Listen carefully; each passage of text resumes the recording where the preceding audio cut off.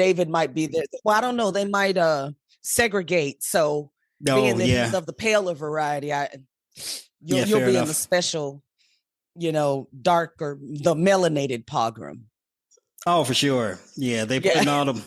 Yeah, me and all my other fellow Black compatriots will be on the work release program where we never get released, but we do all the work anyway. Well, you'll be picking up trash. You'll be like over working. Oh no, ma'am. We will not be picking up trash. We will be picking up cotton.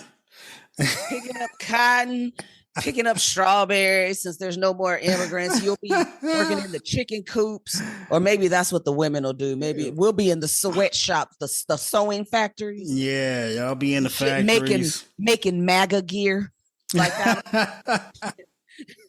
I'm glad we have so many things to look forward to. 1, 2, 3, 4. Hey, this is D Night.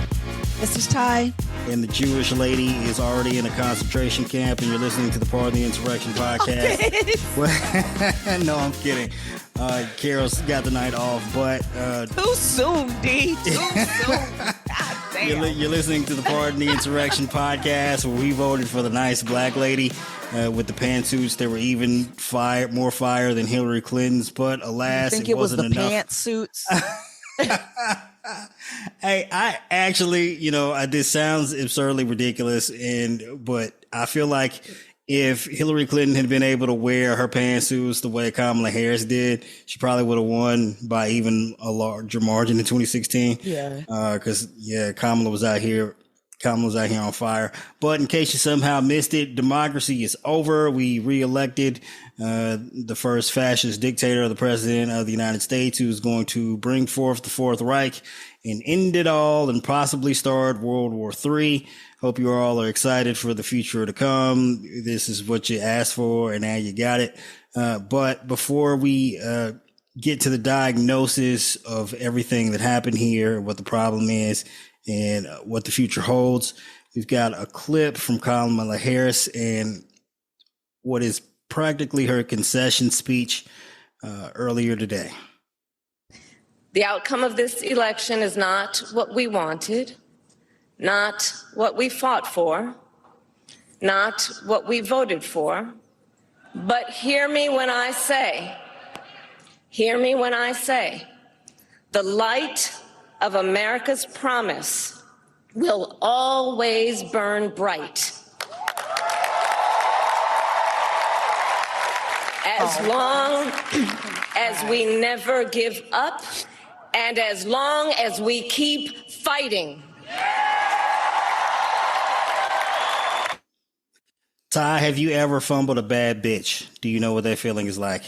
I have. Yeah. I'm not even gonna lie. I have. So. Oh my God. So yeah, in case you miss it, Kamala Harris lost the election. Trump has been projected to be the winner. All the votes aren't counted yet. We'll get to that momentarily. But as it appears currently speaking, Donald Trump is on track to take the White House. In January, he'll be inaugurated, and then it will all be over for democracy from there. But over the course of the past couple of days, I'm sure if you watch the results of the election pour in, you might have noticed that Trump seemingly overperformed with a number of demographics. We won't dive too deep down into the details.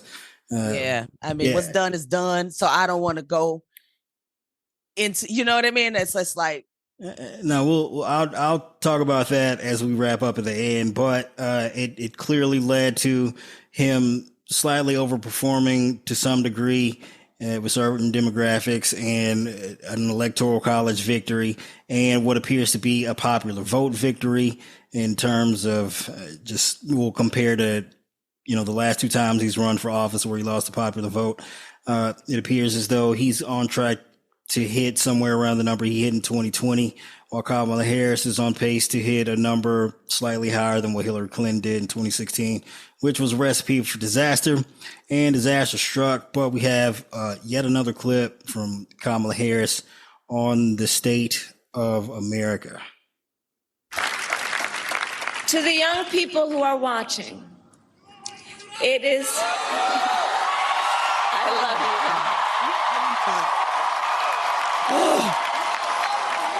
To the young people who are watching, it is okay to feel sad and disappointed, but please know it's going to be okay. On the campaign, I would often say, when we fight, we win.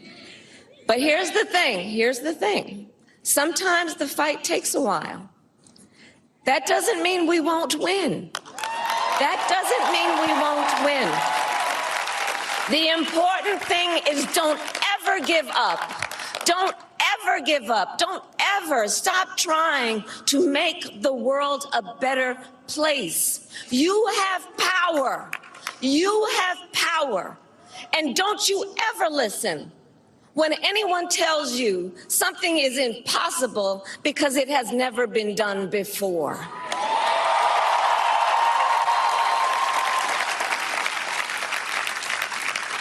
You have the capacity to do extraordinary good in the world. And so to everyone who is watching, do not despair. This is not a time to throw up our hands. This is a time to roll up our sleeves. This is a time to organize, to mobilize, and to stay engaged for the sake of freedom and justice and the future that we all know we can build together. Look, many of you know I started out as a prosecutor, and throughout my career, I saw people at some of the worst times in their lives. People who had suffered great harm and great pain, and yet found within themselves the strength and the courage and the resolve to take the stand, to take a stand, to fight for justice, to fight for themselves, to fight for others. So let their courage be our inspiration. Let their determination be our charge. And I'll close with this. There's an adage an historian once called a law of history, true of every society across the ages. The adage is, only when it is dark enough can you see the stars. I know many people feel like we are entering a dark time, but for the benefit of us all, I hope that is not the case. But here's the thing, America, if it is, let us fill the sky with the light of a brilliant, brilliant billion of stars. The light of optimism, of faith, of truth, and service.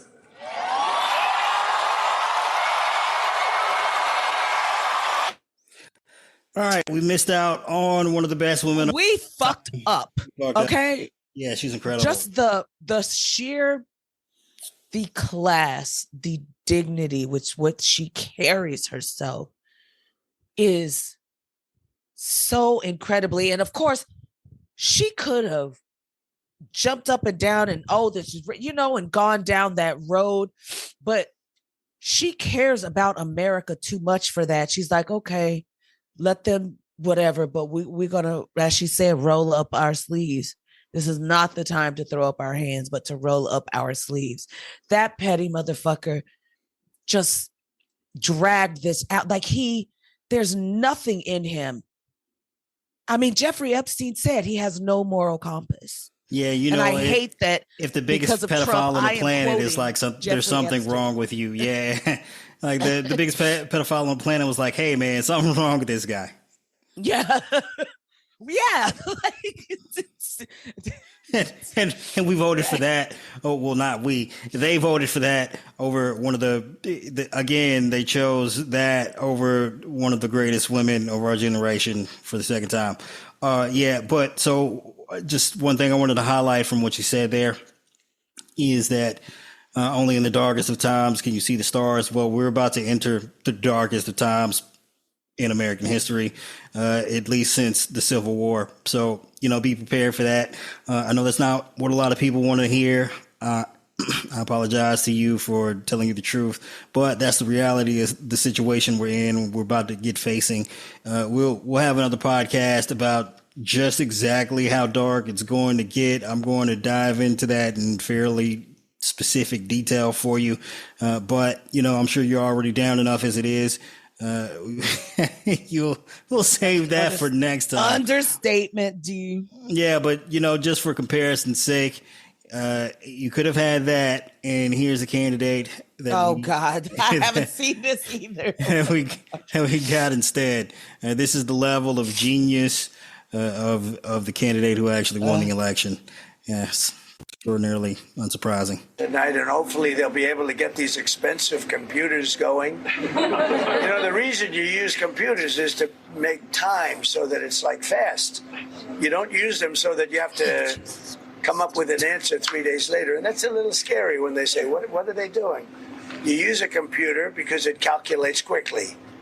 And you use paper because you save cost. But the paper turns out to be much quicker than the computer. There's something wrong with that, so we don't like that. But you use computers to make time. Yeah, thanks, guys. Appreciate you signing us up for 4 more years of that.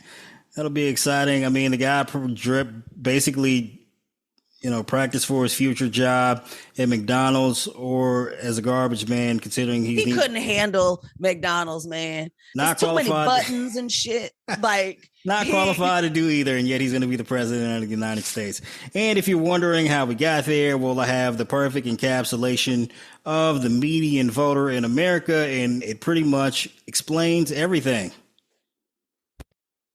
And I like that he didn't actually plan to ban abortion. He just brought it back to the States. All right. So this is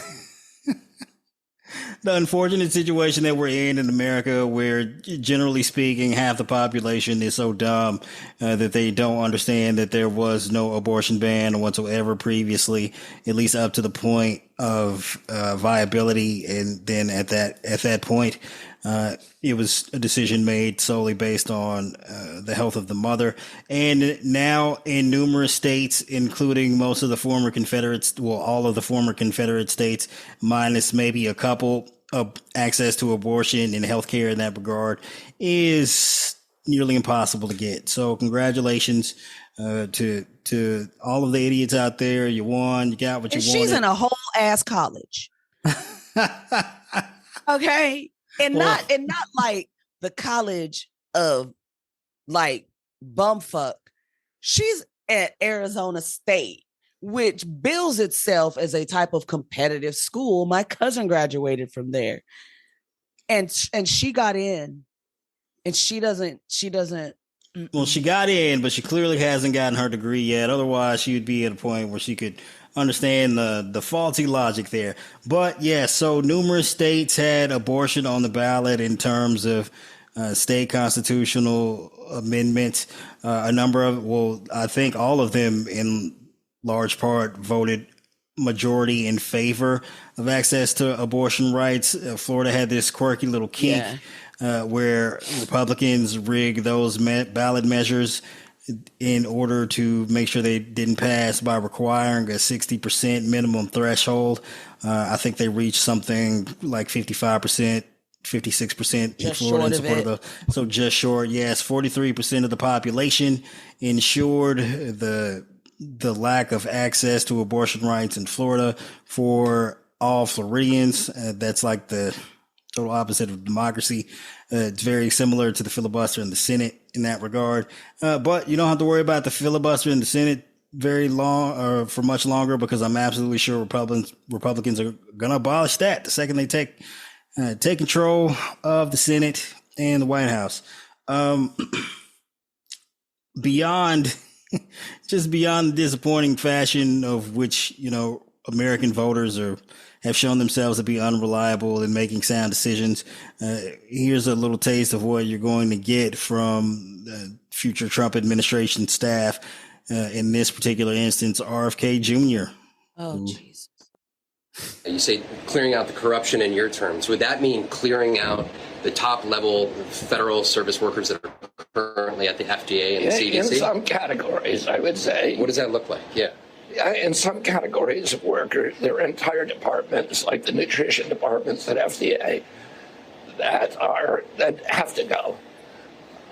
That are not doing their job. They're not protecting our kids. Why do we have Fruit Loops in this country that have 18 or 19 ingredients, and you go to Canada and it's got 2 or 3? Would you eliminate any of the agencies? To eliminate the agencies, as long as it requires congressional approval, I wouldn't be doing that. And I can get the corruption out of the agencies. This is what I've been doing for 40 years. I've sued all those agencies. I have a PhD in corporate corruption, and that's what I do. And once they're not corrupt, once Americans are getting good science and are allowed to make their own choices, they're going to get a lot of help. Great. We're going to let you make your own choice when you go to the fucking grocery store. I don't buy Fruit Loops. I mean, what the fuck are you talking about?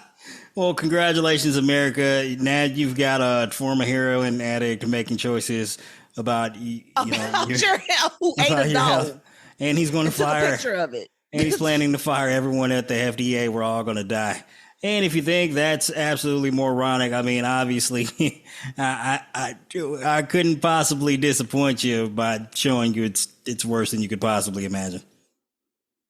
The vaccines were not going to protect against transmission because I was actually reading the monkey studies. But you would not have told the FDA. You would not have told the FDA to block the authorization. I would have been honest with the American people.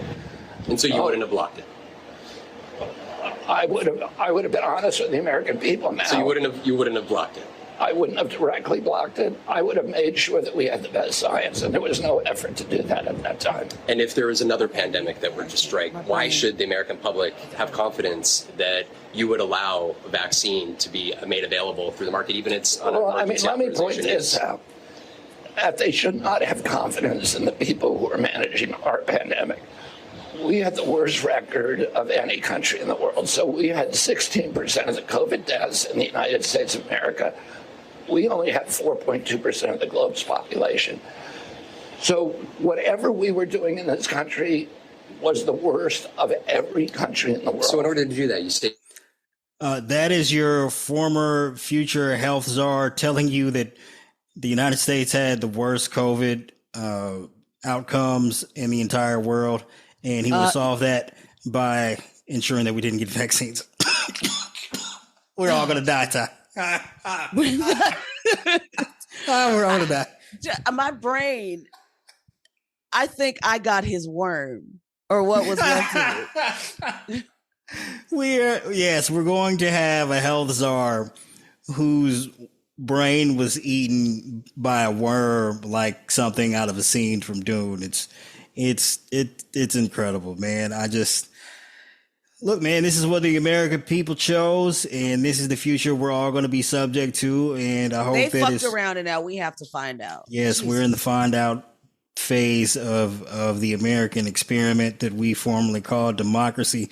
But it is what it is. And for everyone out there who decided that they weren't going to vote for Kamala Harris because they were a single issue voter, and that single issue revolved around the fate of Palestinians in this war in Gaza. Well, I have a little present for you. President, we will deport the foreign jihad sympathizers, and we will deport them very quickly, and Hamas supporters will be gone. We will remove the jihadist sympathizers and Jew haters. We're going to remove the Jew haters who do nothing to help our country. They only want to destroy our country. And we will never let the horrors of October 7th be repeated here on American soil. We will not let that happen. Unlike liberal Kamala, I will support Israel's right to win its war on terror. You have to support that. Got to win, got to finish it off. And instead of pandering to the jihad sympathizers and America-hating radicals, we will deport them. We will deport them very quickly. Yep. So everyone whose sole issue is free Palestine, congratulations. You're going to be joining them in Gaza. It was nice knowing you, buddy. Which he plans on letting Bibi wipe off the map. So thank God they have principles. Yep. Sayonara to all you watermelons out there. It's unfortunate. I'm gonna miss you guys. You guys were the worst thing that ever happened to the left. I hate you fuckers. Even though President Biden was the only individual responsible for any sort of ceasefire between Israel and Hamas. Yeah. And Trump stopped it and they ignored. See, that's the thing that kills me is that this information is information that was out there and they weren't even hiding shit. But Trump knew that his base, he could say something and then just put out a truth or a tweet and say the exact opposite 5 minutes after he said out loud the opposite. And then they would go with that versus, and I'm just tired of them bullshitting. You voted for him because he's racist, just like fucking you. That's it. Yep. I mean, that's no if, ands, or buts out. It's no, that's it. And of course, Jared Kushner, future Middle East peace czar, will create peace in the Middle East by annihilating every Palestinian and turning Gaza and into building beachfront condos property on their graves. Yeah. Congratulations. Pat yourselves on the back, guys. You did it. So obviously, again, dark times are ahead. I'm sure everyone listening to this podcast in all likelihood is extraordinarily downtrodden, and I can't blame you for that. If you want to give up on life, it's totally understandable. I won't try and stop you, but of course, we here on this podcast will not be giving up the fight. Obviously, Trump is going to do horrific things starting on day one. I imagine he will be organizing the National Guard in some regard, at least from red states, in order to round up numerous Hispanic, Muslim, etc. people and having them placed in some sort of concentration camp style accommodations. I would imagine that's going to be horrifying for a lot of American people who didn't actually take him seriously. Well, you're going to quickly wake up to the consequences of your decisions to either vote for Trump or to not vote at all. And, just again, consequences of your actions will come. Elections have consequences. And this one is going to be huge, not just for us, but for the world. But if I can just have one wish, it is that Mexico closes their border and bans Ted Cruz. No more Cancun for you. They won't let him back into Cancun. That would give me joy. That would give me joy. And every single MAGA that likes to go to Mexico for dental care after they vote for the people that deny them having dental care here. No. Do they not realize that closing a border, that shit works both motherfucking ways? Do they not understand that those prescriptions they go over there to get for cheap? And so, okay, you think that you're going to pop over there and get your birth control because you live on the border if they, ban it here. No, bitch, no birth control for you. Nah. And since Trump says that he wants to, anybody that wants to come to this country, they have to pass a patriotism and ideological test. Well, I think the other countries should do the same. Who did you vote for? Trump? Yeah, no. Give him the Candace Owens treatment all day, every motherfucking day. Kick them motherfuckers out that are down there in Mexico City, causing problems, going down there, ramping up the drug war and shit in Cancun because they're trying to buy cocaine. Then they got a drug turf war going on. Like, just get rid of them all. I mean, I love Mexico to death, but I would gladly just to see them suffer. Right now, I'm feeling that motherfucking petty. Oh, it is what it is. So they're going to need that dental care with no fluoride. Thank you, RFK Jr. You're going to make sure all of your supporters lose the rest of their teeth.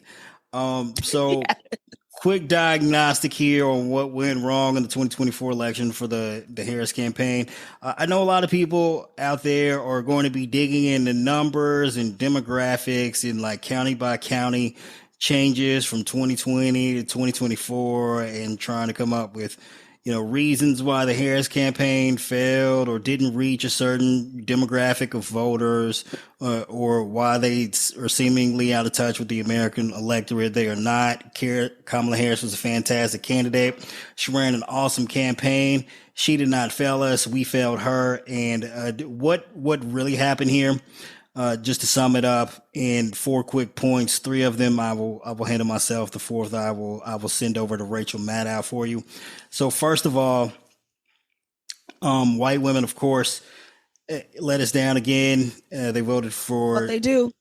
They voted for Trump in a majority for the 3rd straight election in a row, despite the fact that the Trump administration policies are obviously against their interest, or at least that's the way it seems on the surface. Of course, there's a point at which you have to understand that a majority of white women in this country are going to regularly choose whiteness over womanhood. So that was one failure on their part. Also, Latinos, generally speaking, are assuming that the racism won't come for them specifically, but they're fine. It's fine. It's okay if it's the other Latino parts of the population, or the Afro Latinos, like like Puerto Ricans, or this, the Cubans and some of the Mexicans. They think that they have a proximity to whiteness now, motherfucker, because they're gonna see your last name first, and that's gonna be all they need.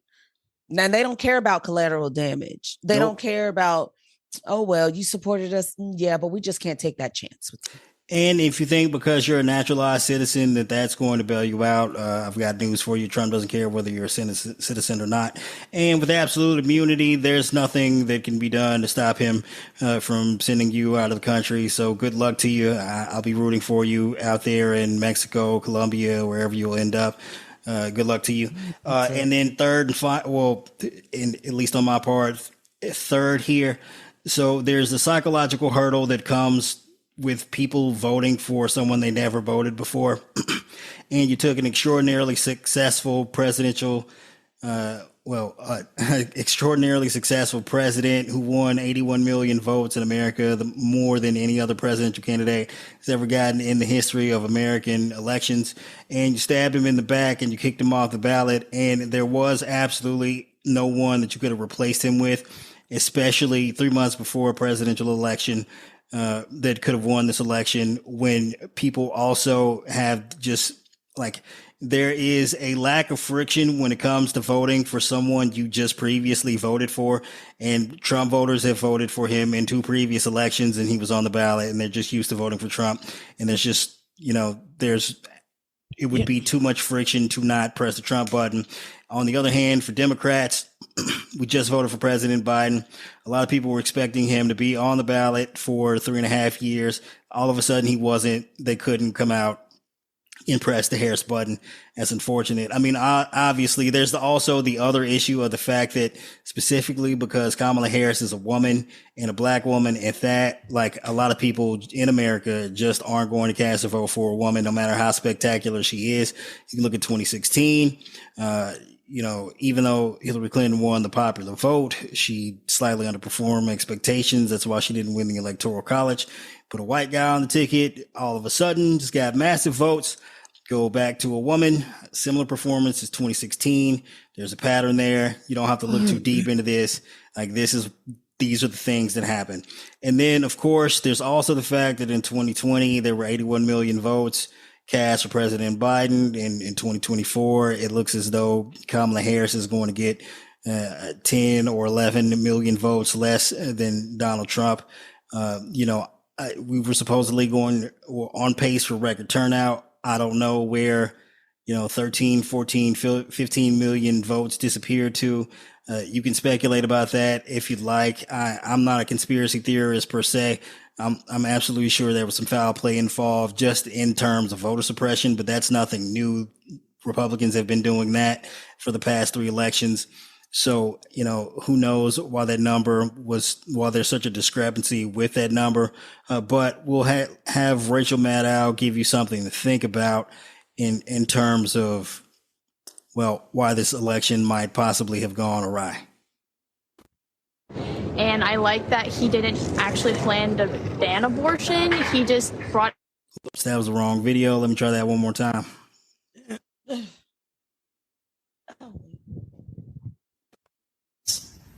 But let me also point out something more strange, which has been happening at the same time and it hasn't had as much attention. The day before Trump made those remarks on Friday, he said, you're never going to have to vote again after you vote for me this one time. The day before that, on Thursday last week, he didn't say that people wouldn't have to vote anymore once he was elected this November. No, the day before that, on Thursday, he told his supporters, not that they're not going to have to vote again, but that they don't have to vote this time, that they don't need to vote for him this November. My instruction, we don't need the votes. I have so many votes. My instruction, we don't need the votes. I have so many votes. He said that on Thursday last week.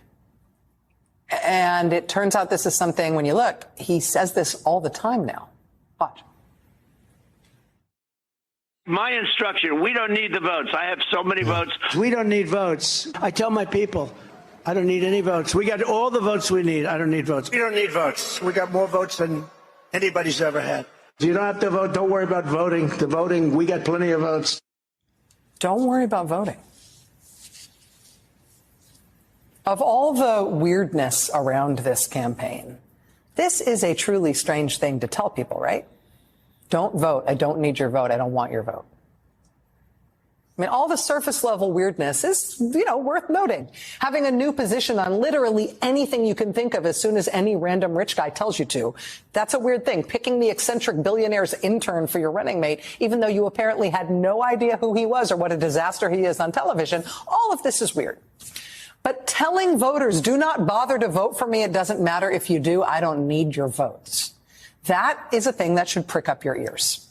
Because what that means is that he doesn't think he needs to win the vote to win the election. He doesn't think he needs to win the election in order to take power. He thinks something other than votes is going to determine whether or not he gets back in the White House. So Rachel Maddow has a point there. In an election where we were projected to have record turnout and, we were on pace to something close to 2020 with the early vote and record in-person voting. Somehow we ended up with nearly 12, 13, 14 million fewer votes than the 2020 election.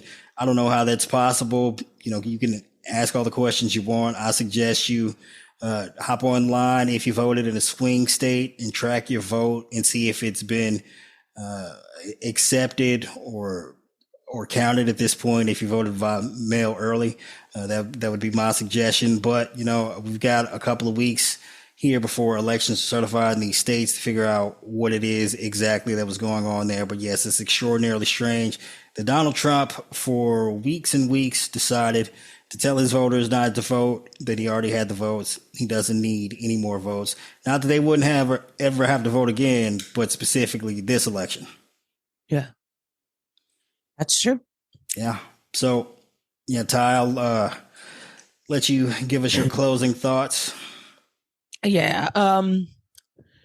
Because the Republicans and MAGA for the past 4 years have just took the whole stolen election thing and like ran it over with a truck, buried it, dug it up, backed over it again.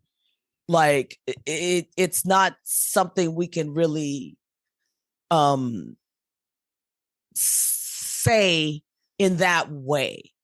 And the lack of intelligence among so many people, it's like we tried to get them to understand when he would say these things, but the media would just not amplify it.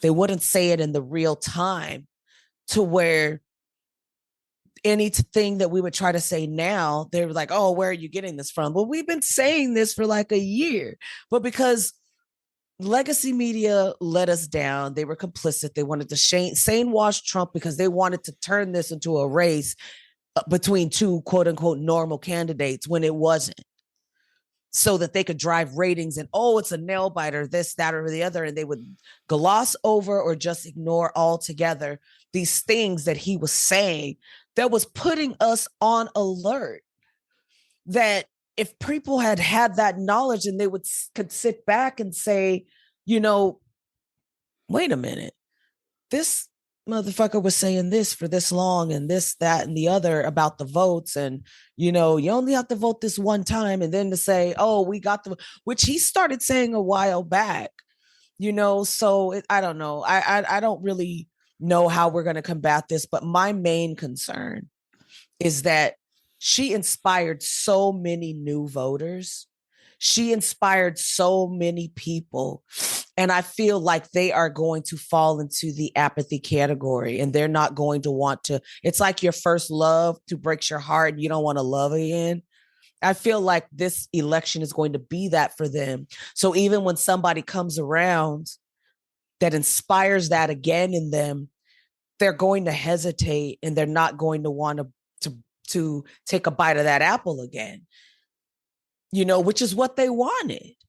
They wanted to do that, which is what they've been doing to Black people for years. And Jeremy London did a post, and it really made me cry, where he said he was in Mississippi. There were these 3 Black guys, and he was like, yeah, or either he was going or coming from voting for Kamala Harris. And he goes, and they gave him a look like, why are you voting? Why?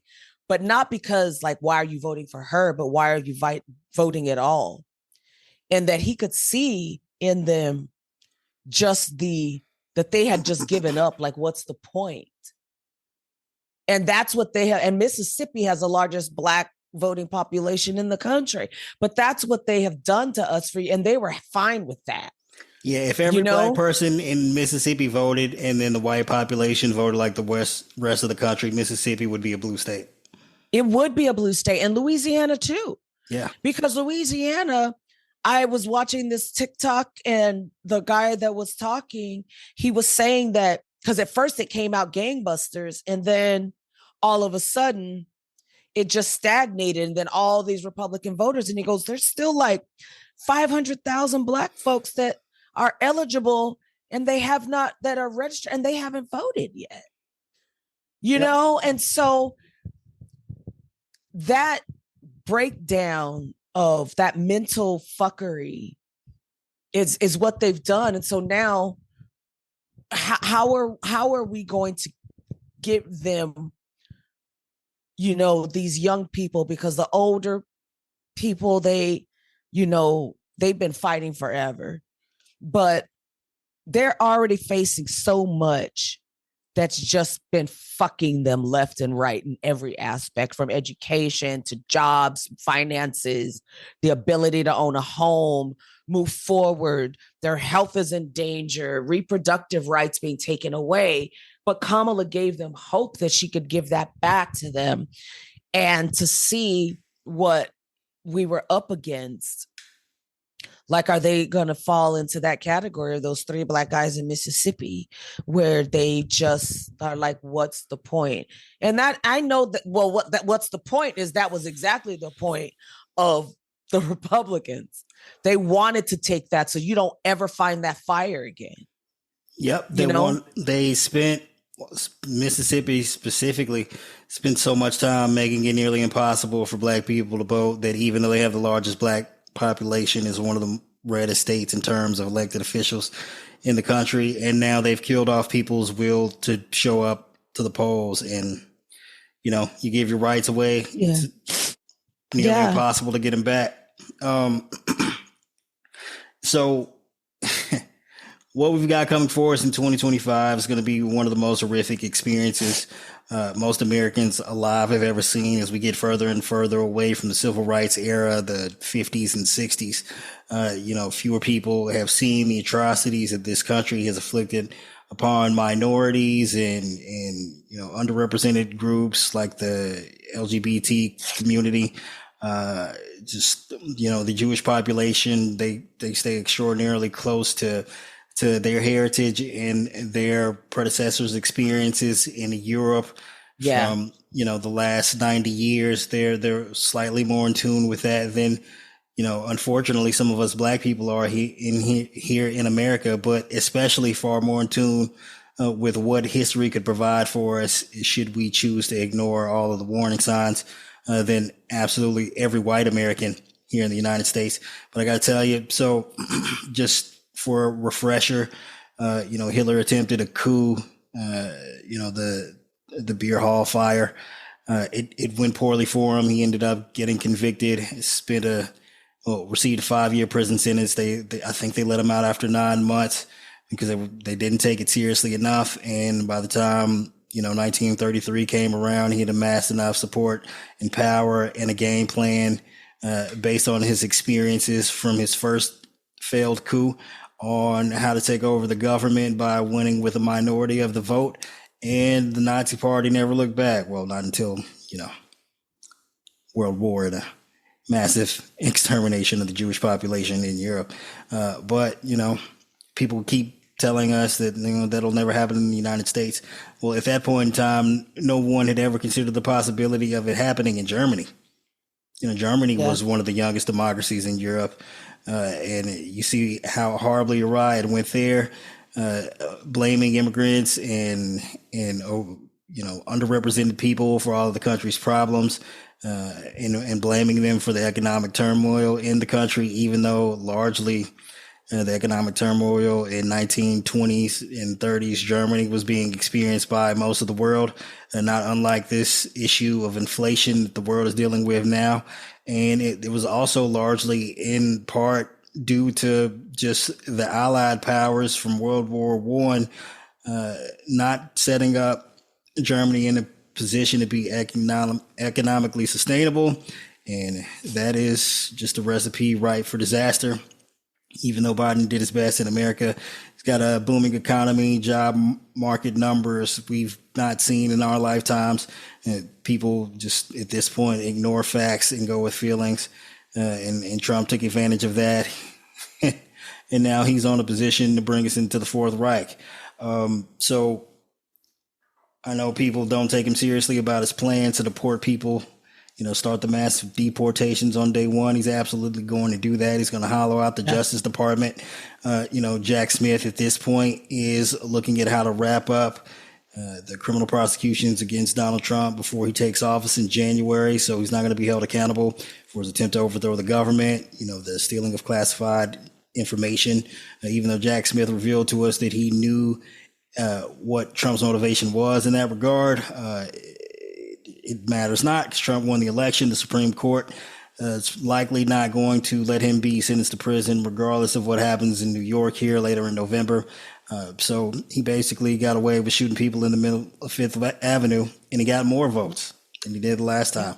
And I know if you're watching this, you're probably downtrodden and distraught, and you're wondering how we're going to survive the next 4 years.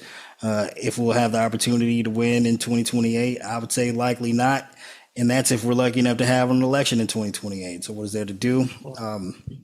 I would say I hope that it's bad enough under the course of the Trump administration early enough that it wakes up a lot of Americans so that we decide to just have him removed from office and end this nightmare. And hopefully it's bad enough, but not so bad that we don't completely lose our democracy before Trump is out of office. We're going to be here fighting to make sure that doesn't happen every day. You can't rely on the mainstream media at this point. You've seen what they've done over the past decade to enable and him. See what they're doing now after the election. Absolutely. They're absolutely normalizing. They're taking no responsibility. None whatsoever, pointing the blame at everyone but themselves. So you can't rely on the mainstream media to protect you. They've already decided they're going to roll over and give up. So you have to support your independent media at this point. There's us here on Pardon the Insurrection. There's my guy, Tony Michaels. There's the Midas Touch Network, my boys over there. Shout out to Ben. There's the Mueller She Wrote Network. Shout out to AG. Go subscribe to all of your people that are out here fighting the good fight and doing it with the least amount of financial support. We don't have billions of dollars behind us like MSNBC or the Washington Post or the New York Times, but at the very least, we come here, we try and give you the facts, we try and tell you the truth. We try not to sugarcoat it, but we try to make it digestible for you in every way possible. And we're going to continue to do that until Trump is sworn in and even beyond. And look, Trump doesn't plan ahead. He's impulsive He's extraordinarily stupid. So, of course, he's going to make some mistakes, and there will be an opportunity to capitalize on them if we're all ready and prepared. And we plan to be in that position as long as you help us do that. Make sure you share this podcast with your friends. Subscribe to us on your audio services. Subscribe to us on YouTube. If you haven't done that already, make sure you send this podcast to everyone you know, because we're going to be fighting for democracy when no one else is. I'm not going anywhere until I'm taken away and put in a potato sack. So I will be here because I don't feel we have a choice at this point. We absolutely don't. We don't. We absolutely don't, because right now I am fighting for my LGBT plus daughter's survival. I'm fighting for Christopher's survival. I am fighting for my own, and I will do everything I can until the fucking day I croak. I hope it's later rather than sooner, to at least be able to rest in peace knowing that my children have a chance at a better future and are going to be safe in this country. You know, I'm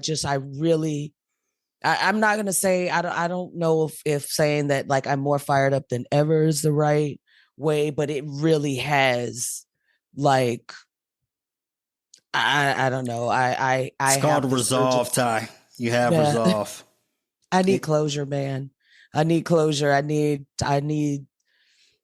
know, you know. We're going to get it. And if it's any consolation to you all out there, he's going to die within our lifetimes. And that concludes this episode of Part of the Insurrection.